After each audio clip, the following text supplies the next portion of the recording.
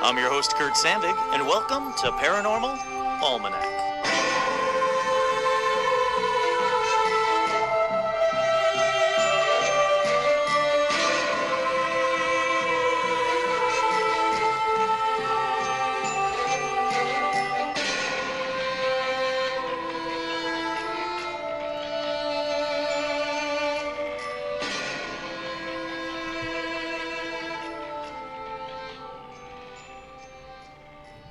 That's right, I'm your host, Kurt Sandig, and on this special edition Paranormal Almanac episode, I want to talk about something in the news that isn't going away.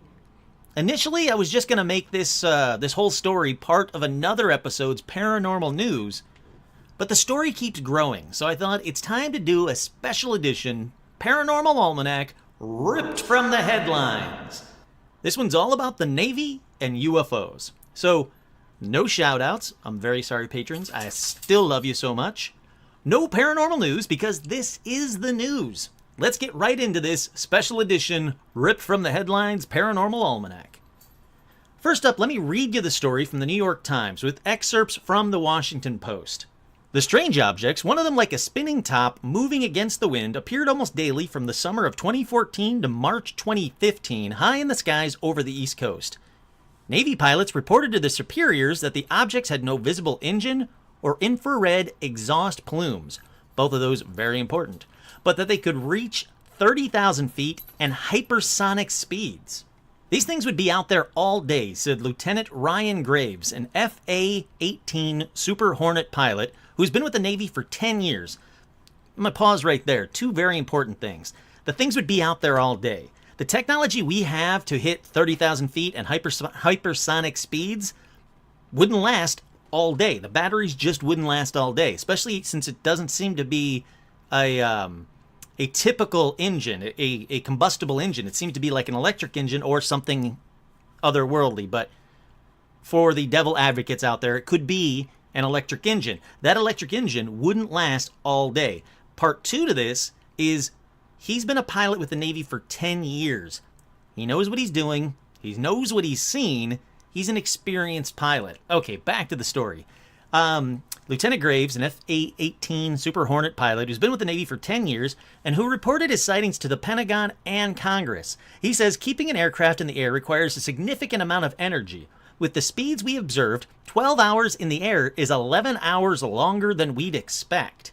In late 2014, a Super Hornet pilot had a near collision with one of these objects, and an official mishap report was filed.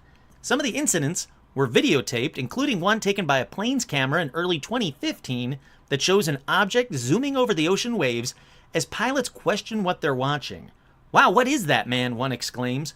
"Look at it fly." You're going to have to excuse the really bad techno music in the background. This is the cleanest video I could find on YouTube of the pilots actually talking. I just wanted to let you guys hear what the pilots were saying. Roger.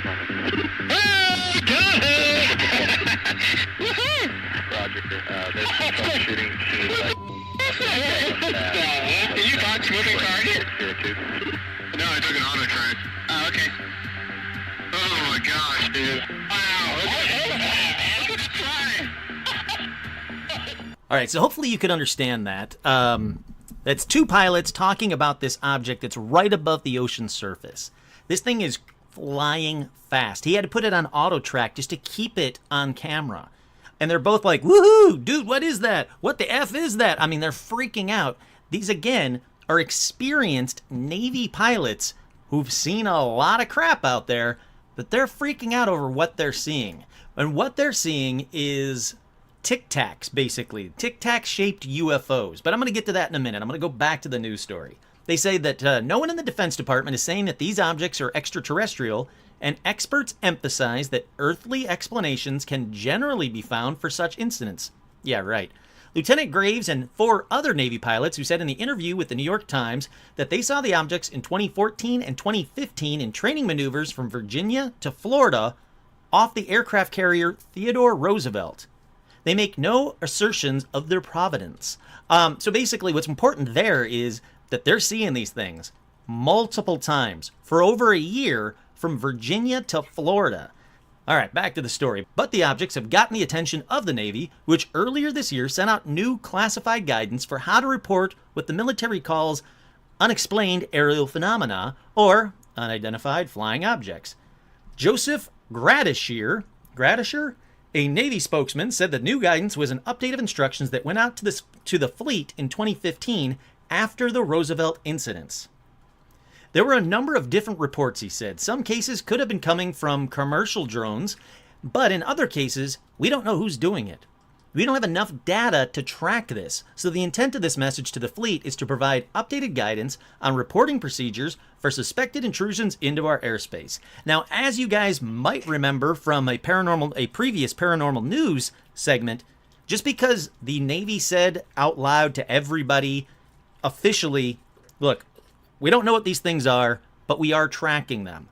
They also said they might not release, they probably won't release all of the reports that they already have and that they're taking currently.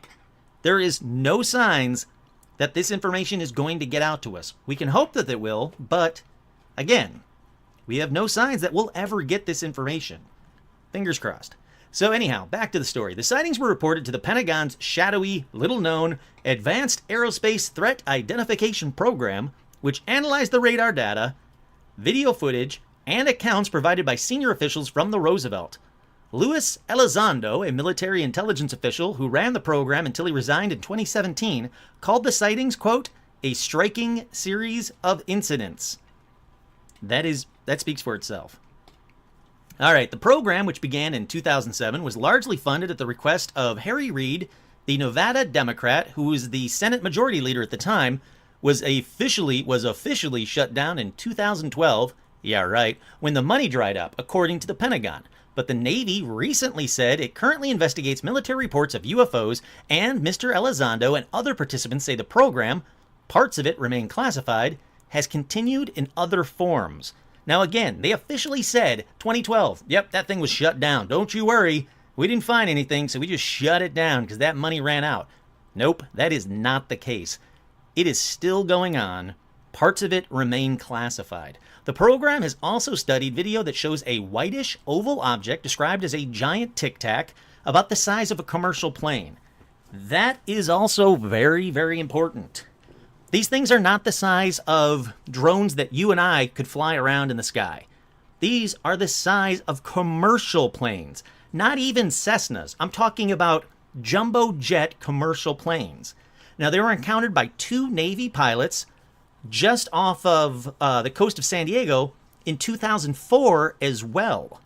So there's multiple incidents. I'm going to get to that one in a little while. Leon Galoob? Sure. A senior astrophysicist at the Harvard-Smithsonian Center for Astrophysics said the possibility of an extraterrestrial cause, quote, is so unlikely that it competes with many other low probability but more mundane explanations. He added, quote, there are so many other possibilities. Bugs in the code for the imaging and display systems, atmospheric effects and reflections, neurological overload from multiple inputs during high-speed flight. Okay, I'm going to debunk the shit out of you, Leon Galoob, whatever the hell your name is, later in this episode. Lieutenant Graves still can't explain what he saw. In the summer of 2014, he and Lieutenant Danny Aucoin, another Super Hornet pilot, were part of a squadron, the VFA-11 Red Rippers, out of Naval Air Station, Oceana, Virginia. That was training for a deployment to the Persian Gulf. Lieutenant Graves and Aucoin spoke on the record to the Times about the objects. 3 other pilots in the squadron also spoke to the Times about the objects, but declined to be named. Lieutenants Grave and Aucoin, along with former American intelligence officials, appear in a 6-part History Channel series, Unidentified, Inside America's UFO Investigation, that's going to be airing this Friday. Let me repeat that. History Channel, Unidentified, Inside America's UFO Investigation. Starts airing this Friday. I cannot wait to watch this. I love these unidentified series, mini-series, special episodes, whatever you want to call them, that they've done. The Times conducted separate interviews with key participants. The pilots began noticing the objects after their 1980s era radar was upgraded to a more advanced system. More on that later as well. As one fighter jet after another got the new radar, pilots began picking up the objects, but ignoring what they thought were false radar tracks. These things were so erratic, so quick, so bizarre, they were like, it's gotta be false radar tracks. People have been seeing strange stuff in the military aircraft for decades, Lieutenant Graves said. We're doing this very complex mission. To go from 30,000 feet, diving down, it would be a pretty big deal to have something up there. But he said the objects persisted, showing up at 30,000 feet, 20,000 feet, even sea level. They could accelerate, slow down, and then hit hypersonic speeds. Lieutenant Aucoin said he interacted twice with the objects. The first time, after picking up the object on his radar, he set his plane to merge with it, flying 1,000 feet below it. He said he should have been able to see it with his helmet camera, but could not, even though his radar told him it was there. Again, this one's going to be very interesting. I'm going to kind of touch on this a little bit later. A few days later, Lieutenant Aucoin said a training missile on his jet locked on the object, and his infrared camera picked it up as well. We've got radar. We now have infrared. He said, I knew I had it. I knew it was not a false hit, he said, but still, I could not pick it up visually. At this point, the pilots said they speculated the objects were some part of classified and extremely advanced drone programs, but then pilots began seeing the objects. In late 2014, Lieutenant Graves said he was back at base in Virginia Beach when he encountered a squadron mate just back from a mission, quote, with a look of shock on his face. He was stunned to hear the pilot's words. I almost hit one of those things, the pilot told Lieutenant Graves. The pilot and his wingman were flying in tandem about 100 feet apart over the Atlantic east of Virginia Beach when something flew between them, right past the cockpit. It looked to the pilot, Lieutenant Graves said, like a sphere encasing a cube. That doesn't sound like a drone to me. That doesn't sound like a Cessna. That doesn't sound like a bird, a balloon, a weather balloon, swamp gas, the planet Venus, none of this bullshit. It also doesn't, well, no, I'm going to get to the debunking, don't worry. The incident so spooked the squadron that an aviation flight safety report was filed, Lieutenant Graves said. The near miss he and the other pilots interviewed said angered the squadron and convinced them that these objects were not part of a classified drone program. Government officials would know that fighter pilots were training in the area, they reasoned, and would not send drones to get in their way. It turned from a potentially classified drone program to a safety issue, he said. It was going to be a matter of time. It was only going to be a matter of time before someone had a mid-air collision. What was strange, the pilot said, was the video showed objects accelerating to hypersonic speeds, making sudden stops and instantaneous turns, something beyond the physical limits of a human crew. Speed doesn't kill you, Graves said. Stopping does, or acceleration. Asked what they thought the objects were, the pilots refused to speculate. We have helicopters that can hover, Graves said. We have aircraft that can fly at 30,000 feet and right at the surface, but combine all of these in one vehicle of some type with no jet engine, no exhaust plume? Lieutenant Aucoin said, we're here to do a job with excellence, not make up myths. In March 2015, the Roosevelt left the coast of Florida and headed to the Persian Gulf as part of the American-led mission fighting the Islamic State in Iraq and Syria. The same pilots who were interacting with strange objects off the East Coast were soon doing bombing missions over Iraq and Syria. The incidents tapered off after they left the United States, the pilots said. Now, Navy pilots from the VFA-11 Red Ripper Squadron aboard their aircraft carrier, Theodore Roosevelt, in 2015. And then the Washington Post says, the term UFO automatically triggers derision in most quarters of polite society. One of Christopher Buckley's better satires, Little Green Men, is premised on a George F. Will type pundit thinking that he has been abducted by aliens, with amusing results. UFOs have historically been associated with crackpot ideas like Bigfoot, FU, or conspiracy theories involving crop circles, equally FU. The obvious reason for this is that the term UFO is usually assumed to be a synonym for extraterrestrial life. If you think about it, this is odd. UFO literally stands for unidentified flying object. A UFO is not necessarily an alien from another planet, it is simply a flying object that can't be explained away through conventional means. Because UFOs are usually brought up only to crack jokes, however, they have been dismissed for decades. That part I agree with. Here we go. This is why I wanted to bring this up. The Navy issued official guidelines for how to report unexplained aerial phenomena. To date, no official explanation exists for the sightings, though a Navy spokesman did say a few of them could be unlicensed drones. Again, bullshit. Drones cannot do what these things did. Not to mention that these amateur pro models can't get anywhere near the 30,000 feet or handle the winds over the ocean, not to mention the turbulence from the fighter jets passing by it in full pursuit. If you're talking about military drones, drones that are huge, the drones that drop bombs in Iraq, these big unmanned vehicles that you see on, in film, and you can find them on YouTube, you can see all the photos of them. These things look like airplanes. There is one unmanned drone that it's like a really high reconnaissance vehicle.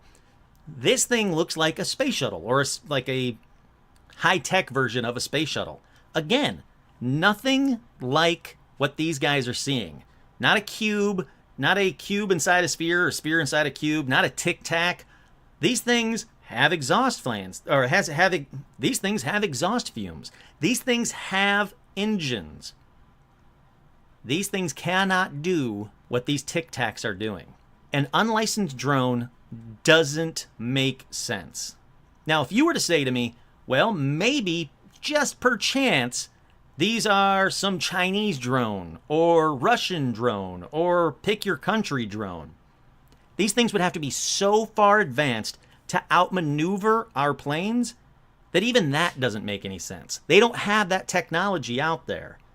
Now, the Washington Post went on to say, when Wendt and Duvall made the argument of anthropocentrism, that's the idea of constituted and organized by references to human beings alone. Basically, what they're saying is, they made this argument that it's human beings alone. Nevertheless, their paper makes a persuasive case that UFOs certainly exist. 2 papers now, 2 main news sources agreeing on that. Even if they are not necessarily ETs, for them the key is that no official authority takes seriously the idea that UFOs can be extraterrestrial. As they note, considerable work goes into ignoring UFOs, constituting them as objects only of ridicule and scorn. So that's very important. What they're basically saying is, you call something a UFO, most people immediately go, you're an idiot. You're a crackpot. You should have tinfoil on your head. F you. What they're saying is, that kind of thinking has to stop now. UFO, unidentified flying object. It can be separated from the extraterrestrials and the UFOs, or from the extraterrestrials and the aliens and podcasts like these. It can be separated, and maybe it should be separated, just so we can get more eyes on the topic and figure out what these things are. Now, they said in recent years, however, there's been a subtle shift that poses some interesting questions for their argument. For one thing, discussion of actual UFOs has been the topic of some serious mainstream media coverage. Yes, it has. There was the December 2017 New York Times article that basically is about this. Though this story generated some justified skepticism, it represented the first time the U.S. government acknowledged the existence of such a program. Then there were reports last November about Oumuamua, which is that mysterious cigar-shaped interstellar object that fell through our solar system at extraordinary speed. Now, Oumuamua's shape and trajectory were unusual enough for some genuine astrophysicist to publish a paper suggesting the possibility that it was an artificial construction relying on a solar sail. Now again, this prompted skeptical reactions, but even those skeptics could not completely rule out the possibility that extraterrestrial activity was involved. Let's stop right there. They are completely right. Just to get someone, a genuine astrophysicist in this case, to get someone to go, okay, there is a chance. I can't explain it. Science can't explain it. There's a chance that extraterrestrial activity was involved. That is huge. That is a huge leap in the right direction. That's the huge leap in the direction that I want it to go in, where these stories start being taken seriously, which they are, and they're being investigated by multiple sources, not just by the Navy, because frankly, in my opinion, the governments have nothing in it for them to tell us what the hell they're doing. I want multiple people. I want news sources, multiple news sources. I want everybody that can investigate this to investigate it. Let's do a deep dive on these things, figure out what the hell they are, where the hell they're coming from, and maybe what the hell they want. And through that, if we get disclosure, awesome. Even better. All right, the story goes on to say, then on Monday, the New York Times came out with another story, the story I just read you. The Times reporters broke new grounds by getting pilots on record. Again, absolutely huge. That would never have happened in the 50s, the 60s, the 70s. The government tells you to shut up. Those people shut up. Now, these pilots are going on record. They go on to say that the post that the new Navy guidelines formalizing the reporting process, facilitating data-driven analysis while removing the stigma from talking about UFOs, calling it, quote, the single greatest decision the Navy has made in decades. Again, I agree wholeheartedly. The very fact that this step is taken somewhat weakens the Wendt and Duvall thesis, that thesis that it can't be extraterrestrial, it has to be man-made. This was always a two-step process, it says. A, acknowledge that UFOs exist, and B, just consider that the UFOs might be ETs. We're not saying they definitely are, just consider it. And guess what's happening now? This is Kurt here again. And guess what's happening now? That is exactly what is happening now. People that would never have talked about extraterrestrials and UFOs now are. I had arguments with coworkers and bosses and friends and girlfriends back in the day that, UFOs are real, that extraterrestrials are real. And they laughed and went, bullshit. Now they actually go, yeah, they could be. And that's huge. That's all I wanted. That's all I needed. Another thing that used to happen back in the day, like with my grandparents and even some other relatives like aunts and uncles, they would say, well, no, God created man. We're created in his own image, so we're all there is. I'm not going to put down religion, but I will say that it stifled the chance that there might be aliens for far too long. I personally think that because of religious beliefs, the government hid so much of that stuff from us because of the potential, meltdown if news got out that aliens were found in 47 or that UFOs were spotted landing and talking to the president or whatever. These kinds of stories would have broken down society back in the day just because of the religious implications. That is no longer the case. So, right there, I just read to you two great articles about the realization that UFOs are real. This is huge. Major news publications are doing stories and research into UFOs right now, and it isn't the top story on every channel. Just think about that. If this had happened 20 or 30 years ago, every show on TV would be interrupted on every channel so that the news could talk about the daily UFO sightings by the U.S. military. Now, this shows one of two things. Either how far we've come in acceptance of UFOs, or how jaded we are as a society that we just don't care that much.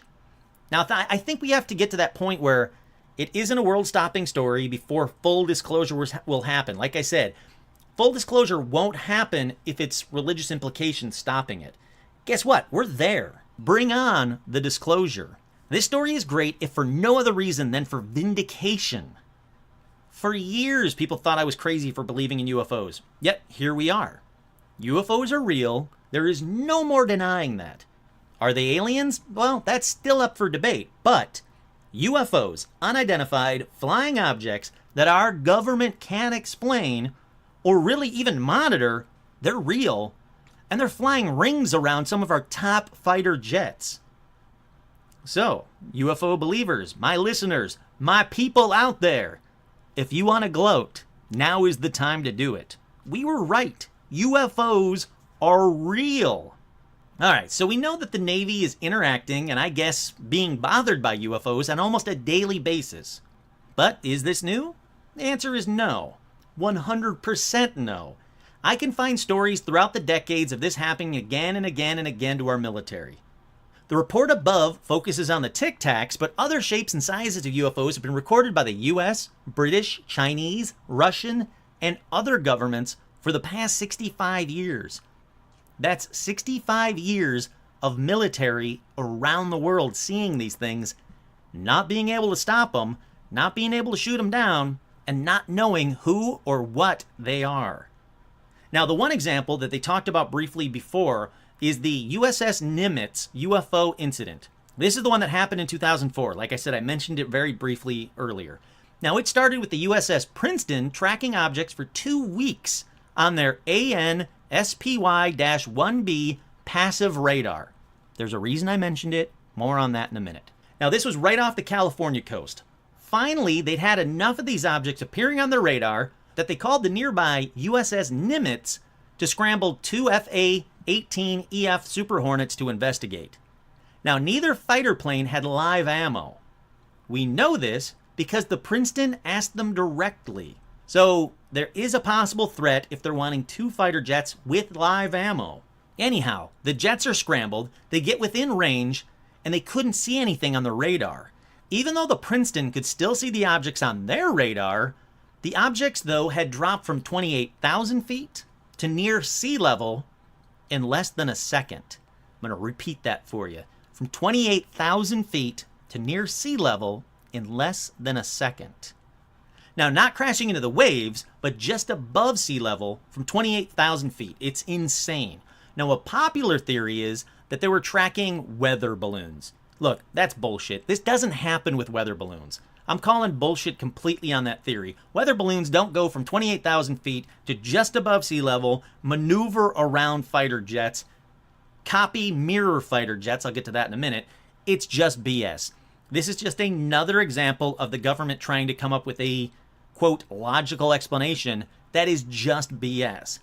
All right, so both pilots see the objects with their own eyes. They said it was 50 feet above the water. They described it as a large, bright white tic-tac, 30 to 46 feet long, with no windshield, no porthole, no wings, no appendages, no visible engine, nor exhaust plume.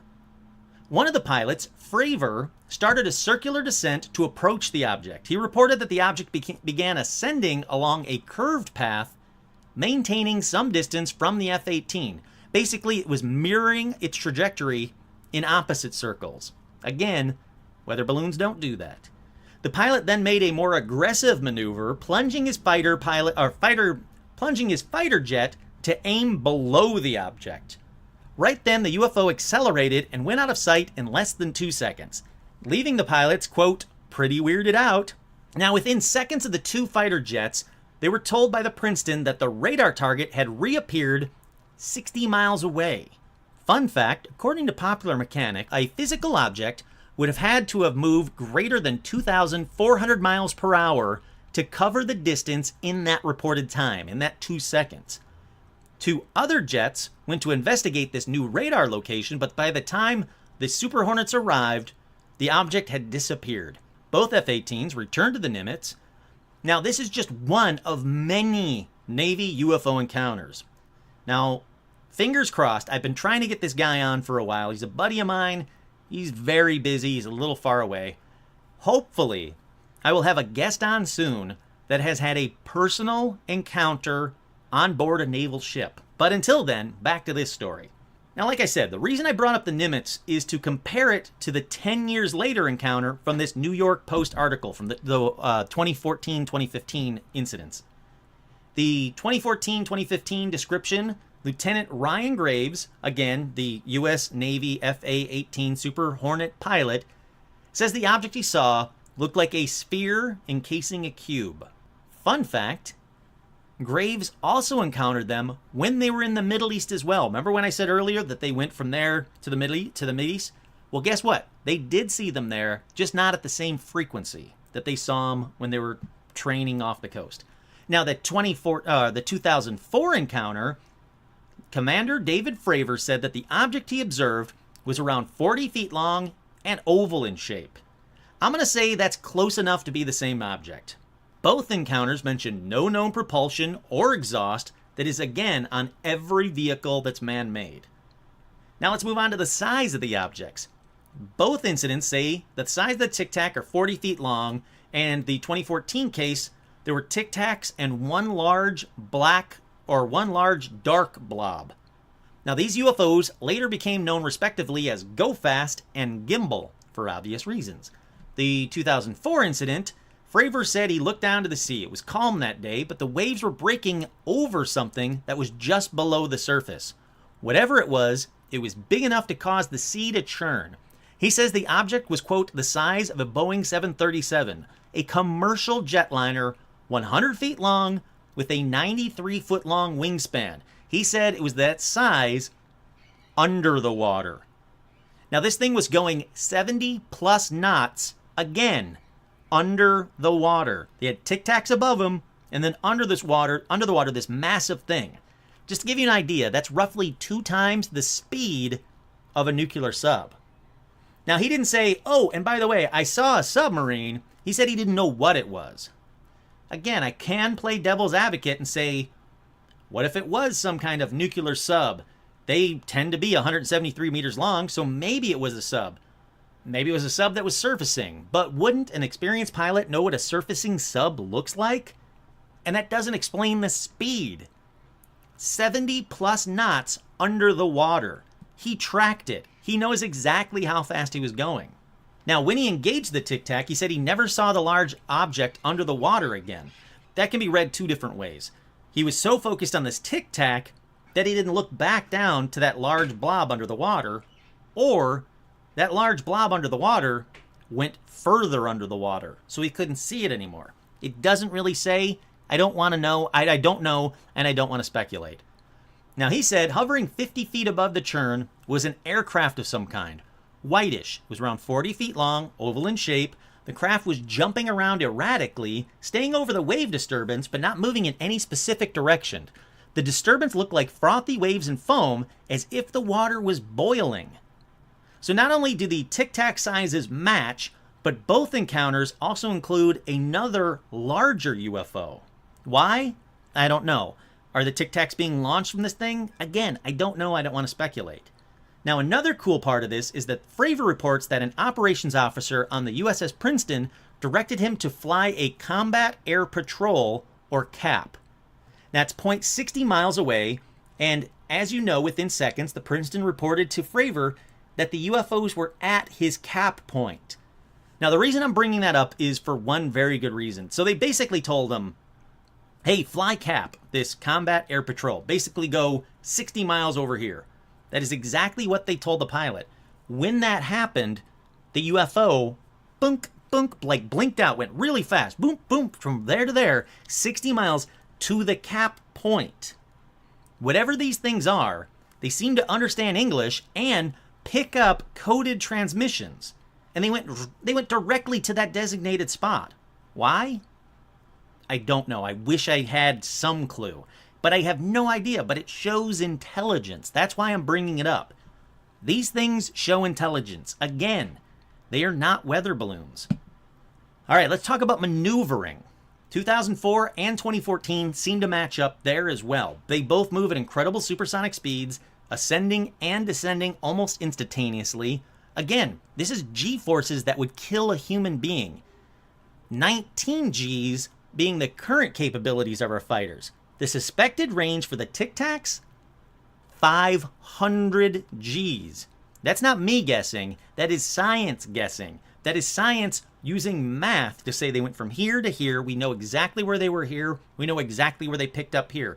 We know exactly the height they were at. We know exactly how quickly it took them to get down to sea level. This is science. This is not me. 19 is our current capabilities for our fighter pilots and our fighter jets. 500 Gs is what these tic-tacs are doing. And again, the maneuvering seems to match. So let's move on to radar. Again, both instances had issues with radar locks. Both have had visual confirmation, so these things are real. They're not glitches with the radar like that one guy was trying to say. Why do I know that? Because they spotted it on the Princeton radar.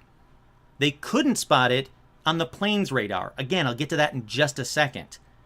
In 2004, they spotted it with their eyes. So this isn't a reflection. It isn't just a human. They have 2 things. They have the Princeton, and now they have the pilots themselves that can see these things. This is corroboration that these things are real. They're not glitches. They're not any of that BS that the Galoob guy said. All right, sticking with radar. 2004, Fravor was unable to pick up the objects on his radar of his FA-18 Super Hornet. Lieutenant Graves in 2015, on the other hand, was able to pick up the objects on the radar of his Super Hornet. Now, there's finally a difference between these two stories, but why? Well, it's probably because of the time between the events. Fravor's early production Super Hornet was equipped with an older radar, the AN-APG-73. The AN-APG-73 is an X-brand multi-mode radar used by Super Hornet pilots in air-to-air and air-to-ground roles.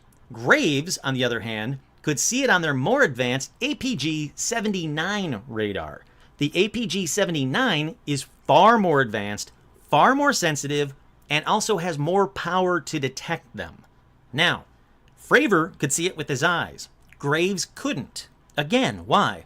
Well, Fravor was really looking with his eyes. He had a helmet on, but he was looking through a clear visor directly at him. He's using his own eyes. That's why they could see it. Graves, on the other hand, his helmet will have a pilot-assisted camera display, like on the actual the visor of the helmet itself. Graves was never looking at the object with his own eyes. He was looking at it with a camera. Who's to say these things? They're definitely difficult they're definitely difficult to see and to track. Who is to say that the camera being used by the helmet can't pick them up? It's very possible it can't detect these tic-tacs. There are reasons for these discrepancies, scientific reasons for these discrepancies. Now, is this fact? No. But we do know the radars. We know the brand of radars and the strength of radars between the two. We know that Fravor was looking at him directly with his own eyes. We know that Graves was not. He was looking at him with his helmet. These are logical conclusions based on the facts. Now, the ships, on the other hand, had better radar, and that explains why they could see him first and at greater distances. So they were not only seen by the pilots themselves with great difficulty, but also by the radars in both instances, and by infrared in the 2014 incident. Another reason why these things weren't mirages or whatever the hell Grobel said. In fact, you know what, in a second, I'm going to go back up to that idiot. Okay, so back to what Galoob said. Just a refresher in case you need it for what Galoob said, the bullshit that Galoob said. He said there's so many other possibilities. Bugs in the code for imaging display systems. Again, no. We have physical eyes on target. That is not glitches or bugs in the code for imaging display systems. They have radar locks from two different types of radars, one on the ship, one on the planes. They also have infrared locks on these objects. He goes on to say it might be atmospheric effects and reflections. Again, those three things, no it's not. Neurological overload from multiple inputs during high-speed flight. Okay, that might explain the visual locks. It does not explain infrared locks, and it definitely doesn't explain radar from both the planes and the ships. Again, Galoob, you're full of shit. All right, back to what I was saying. The other thing to note that it's not just one tic-tac. It's not just one vehicle. In fact, in 2014, the pilots noted, quote, there's a whole fleet of them. So again, it's not just one object being seen first over the Pacific in 2004, then over the Atlantic in 2014. No, there's multiple objects. They said a whole fleet of them. Whatever these things are, wherever they come from, they're not going away, and we seem to be seeing more and more of them as time goes on. Now, they're decades ahead of ours, or China's, or Russia's current technology, with no one taking credit for having something that can do loops around our top fighters. Now, I'm eager to see if more video and more reports come to light now that it's known, and now that it doesn't seem to be the end of the world, that we're making contact with UFOs. So, I hope you guys liked this special news edition, the special edition of Paranormal Almanac. That about does it for now. Like I said, I expect to hear more and more about this and other UFOs. So, I guess welcome to the new age of UFOs.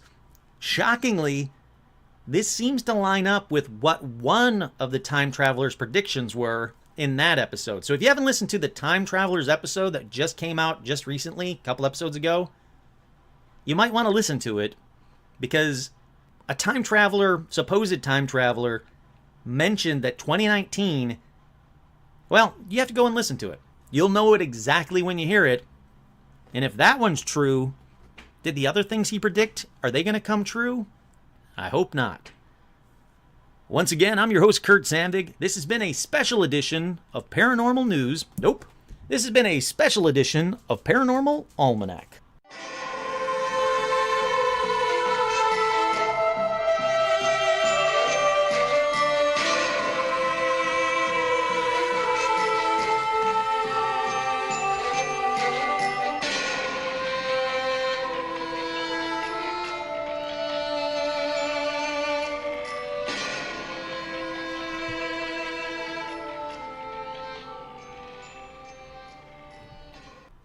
Here's UFO.